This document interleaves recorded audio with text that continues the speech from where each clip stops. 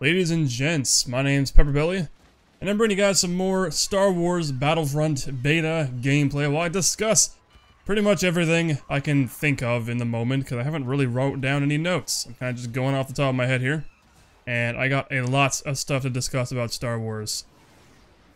Because if you guys saw my video yesterday, then you'll know that I said I was pleasantly surprised, right? It's like a decent game. It's not terrible. It's not like what I was afraid it was going to turn out to be like. But then again, it's a very limited presentation of what we're going to get in the entire full-blown game. So obviously, things are limited now. That's what you're supposed to expect. Like, for example, there's like, I believe, 8 different types of game modes, but we only have access to roughly 3. Or exactly 3, technically. You have one mission, which is survival, which is co-op or solo. And then you have a game type called Drop Zone, which is not nearly as good as Walking. Thunder is Thundercat. So that's what this game mode's called, right? It's called Walking Thundercat. Walker Assault. Fuck's sakes.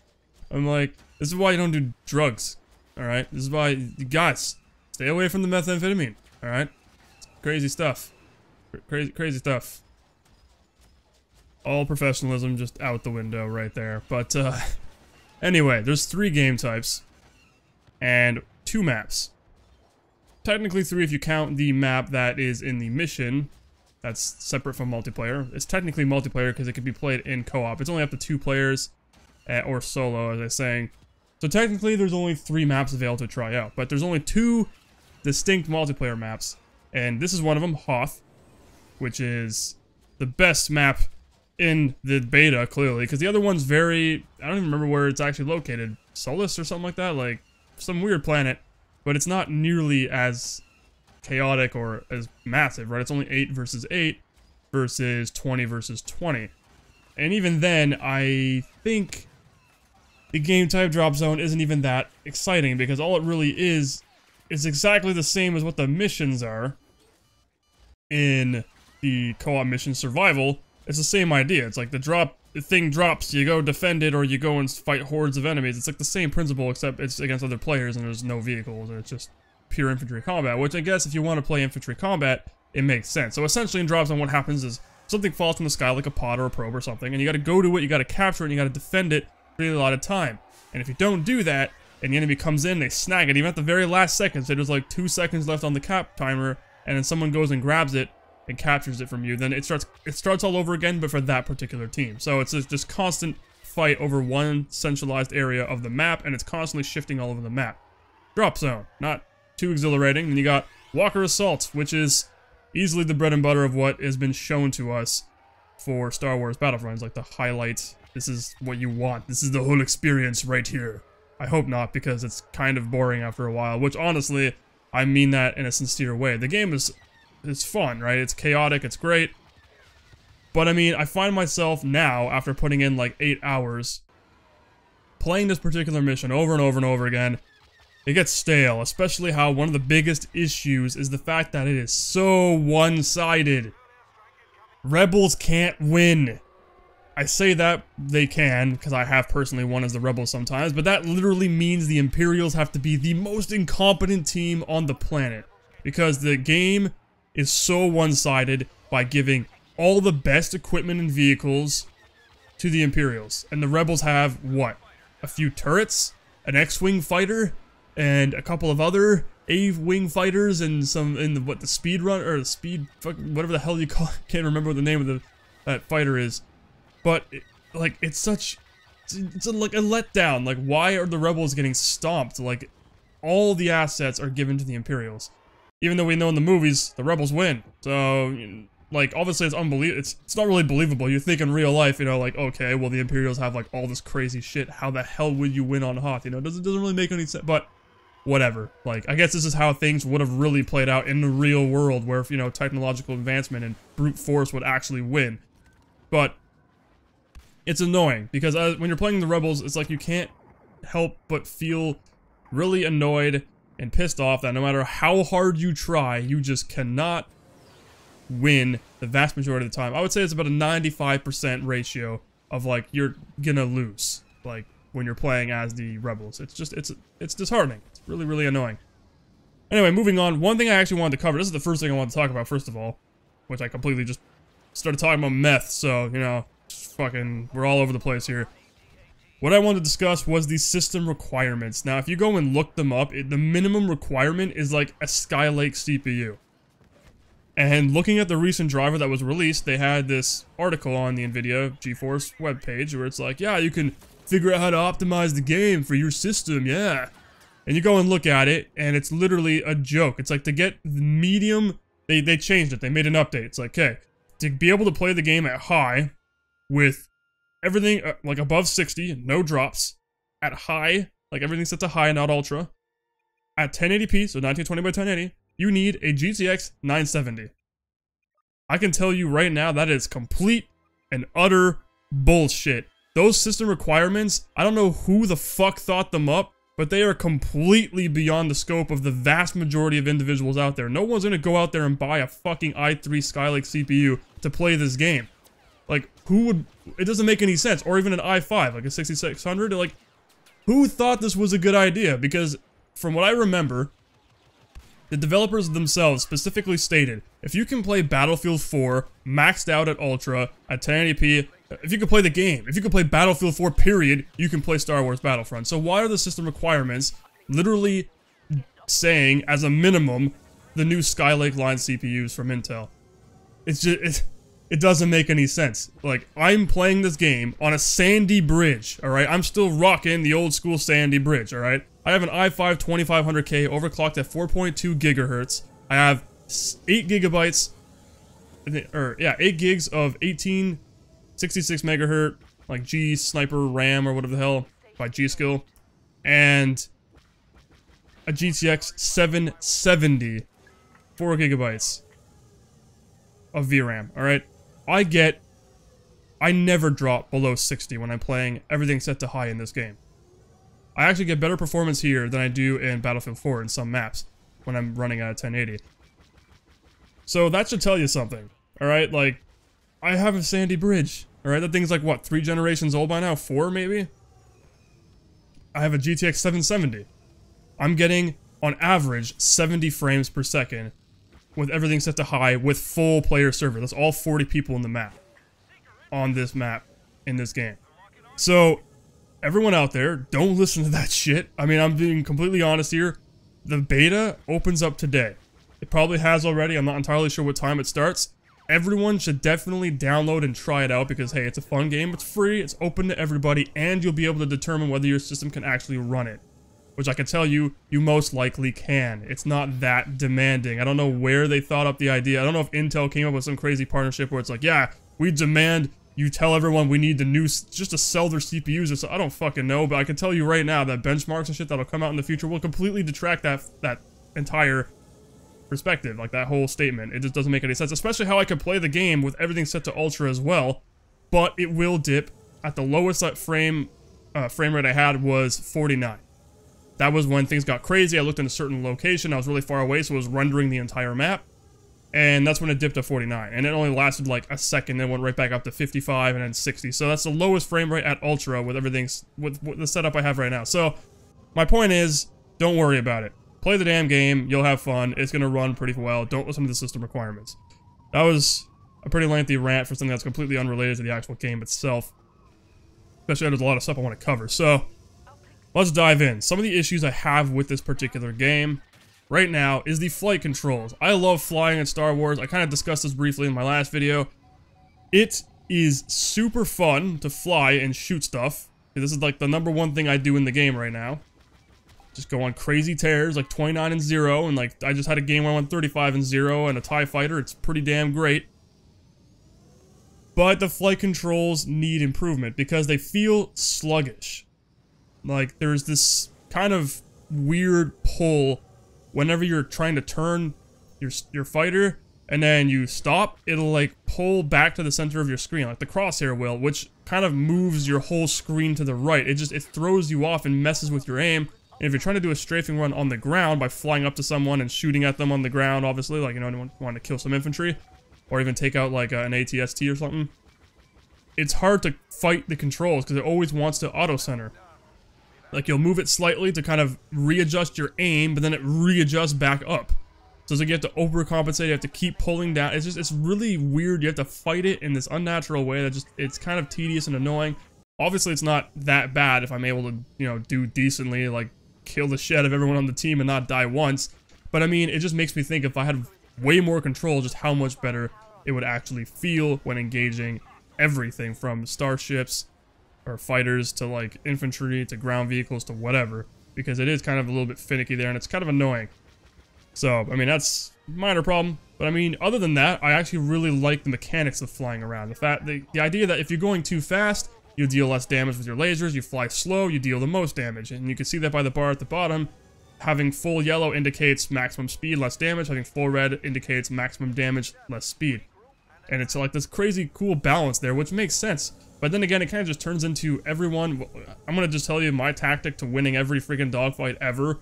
Slow the fuck down and just turn non-stop. You're just doing this turn of death where you're just spiraling over and over and over again until you get behind the guy and just keep lighting him up. That's all it is. Super, super easy. You're going to see it in all my gameplays. It takes literally no skill and it's so easy to do. And then again, I say it takes no skill, but then I've gone like against 3 or 4 fighters simultaneously and took them all out single-handedly. So I guess there is some level of skill there, but I guess it's just because the vast majority of them aren't aware of just slowing down and turning will win. And in fact, some of the guys I went up against where you slow down that much and turn and fight them, you end up slamming into each other. That happens a little bit too much because you end up turning right onto each other because it's such a tight turn when you're like turning at a slow speed that you end up just kind of flying into each other and it's really, really, really annoying. But anyway, that's a whole other thing. My other issue is the spawn camping because there is a brief moment, about 3 to 4 seconds, that whenever you spawn in an aircraft, you have no control of it. It has this camera angle. It's like, here you are, yeah, cool, you're about to get into it and take control, and then there's like 4 fighters ganging up on you before you even have control of it, and by the time you do, you're most likely dead. That is a huge, huge problem. I don't know why, I don't know who in their right mind thought it was a good idea to let you be able to get fucked up while you're not even in control of your fighter. Like, it makes literally no sense. I don't know how this was missed all this time. Like, no one was aware of that. As like a pilot, I notice I seize advantage of that all the time. Like, I feel like a dick because they're spawning in, they don't even have control, I'm already blowing them out of the sky. It's cheap, but it's like the most effective way to ensure you're not going to get killed. So, I don't know, like, that's something that obviously needs to be looked at, because that is really, really terrible game design for flying around, especially when you got the Imperials with all the best shit just freaking dominating the skies. It's not a good thing at all. Anyway, moving on. Now, another thing I have a problem with is the third-person and first-person perspective when engaging with that sniper rifle that you're seeing right here. That just popped up for a second. What I've noticed, which is incredibly annoying, is the fact that it does not line up. That's very vague of an explanation. I'm going to explain that better. The point I'm trying to say is that when you scope in with a sniper rifle or anything that has like a full screen scope like this right here, if you're in third person or in first person, the perspective is different for each. So you would think, like most third-person shooters, if you zoom in, the scope will be located where the scope actually is. In fact, when you're in third person in Star Wars Battlefront, it's not. It's slightly off to the right of your character. In fact, it just zooms in the screen where it's already located. And then if you look at the bottom left of your screen, you can actually see the barrel of your weapon sticking out, or the head of your soldier himself. So it's like, it throws you off completely because you'll be scoping in thinking you're getting a view from the actual scope of the weapon, and then you go to engage something and you hit the frickin' wall or the piece of like rock in front of you, and it's just really annoying. I don't know why they did that. Is this supposed to be some kind of penalty to using third person? I don't really know, but it's something I do not approve and should be fixed because it's really annoying. I don't know why you would have 2 different perspectives for the same scope. It doesn't compute, right? It's just like, I understand when you're zooming in with a regular weapon like this and it just zooms the screen in, but when it's a scoped weapon, it has to be from the scope of the weapon. It just, I don't get it. Maybe they thought it was too jarring for the player to notice that like suddenly the perspective shifted so much, but I mean, it was never an issue in any other third-person shooter, so I don't see why it's an issue here. The other thing I want to discuss is the actual third person itself. Now, for those of you guys that aren't aware, there's an FOV slider in the game. It goes all the way up to 110, which is fantastic for those that need higher field of view. Plus, just higher field of view is obviously going to give you an advantage because you can see more around you, especially in third person, which is the point I'm trying to make. If you don't adjust the FOV, the actual character will take up a good chunk of your screen. It'll be waist high. So if you think of like Ghost Recon, you know, like Ghost Recon Advanced Warfighter, or even like Gears of War, like that traditional third person like camera angle as over the shoulder, it'll look like that. It'll be way too close. It won't look like an actual Battlefront game. You have to play with at least 90 to really fit your whole character on the screen to look like you're playing Battlefront. But one of the issues I have is the fact that it has an over-the-shoulder camera angle. It's a very little thing to complain about, but one thing that it bugs me, because as a Battlefront player, coming from Battlefront 1 and Battlefront 2, playing in third person was always rewarding and awesome because the camera was directly on top of your character and he was dead center of the screen, giving you the full ability to engage on either side of cover. Like in this game, you either have to stick yourself out on the right or switch to the left camera angle, or left shoulder camera angle, to engage things on the left side, or you can just pop your body out even further if you don't really care. But I mean, having it in the center means that it allows you to have full awareness of where your character is at all times, because perspective is different. And sometimes you may be sticking out a bit on the left and you're not aware because you'll think you're tucked into cover, but you're not, because someone could shoot you from that side because your camera angle shifted. That's one thing that bugs me about third-person shooters, if you're able to swap back and forth between shoulders. Usually it's not a big problem, but in this game, in Star Wars Battlefront, it just doesn't make any sense. It'd be so much better, in my mind, if it followed the traditional camera angle of all the previous Battlefront games. Especially how this game wants to be Battlefront. Please do that, because you have the flying mechanics exactly the same as Battlefront. I was afraid you guys were going to do something like Battlefield flying maneuvers or Battlefield controls, because, hello, it's same flying mechanics, whatever, who cares, right? But they actually kept it the same as it always has been, which is great. Please do the same for third person camera angles. Like, God, it's so annoying having to swap back. I mean, it's not a big deal, but I mean, I'd rather it be normal in the center of my vision, crosshair right above my head, like it was in the previous game. Minor thing to complain about, but to me it's a pretty significant difference to what will kind of help players remember and feel like they're actually playing Battlefront from the good old days back in 2005. Because a lot of people are already playing it, and some aren't liking it. A lot of guys I noticed in the comments were like, or in the chat in-game, were discussing like, oh man, it just makes me want to go play Battlefront 2. Like, that's not a good thing to hear, right? You don't want to be playing this game and it makes people realize how much better the predecessors are. You don't want to be experiencing that. You don't want that to happen when you're making a game. So, I mean, little things like that can actually shape the game in a very significant way. So, I mean, do something to rectify that issue. Please us as Battlefront fans. Don't change things. I mean, you've already altered gameplay in a pretty significant way that's completely different from what everyone's used to. But it's acceptable. But there are minor things that change the flow of gameplay, change the way it feels and looks, that need to be addressed to make it feel more like a traditional Battlefront game. But anyway, that's just my opinion, right? But then again, I share this opinion with a lot of other people, so there's that. Like, I don't know. Like, everyone obviously, like, some people really hate the game, some actually like it. I mean, I personally enjoy it for what it is, but it feels lacking in some areas, like I've already discussed. But regardless, this is what we have right now. So, I'm kind of forgetting what I wanted to talk about.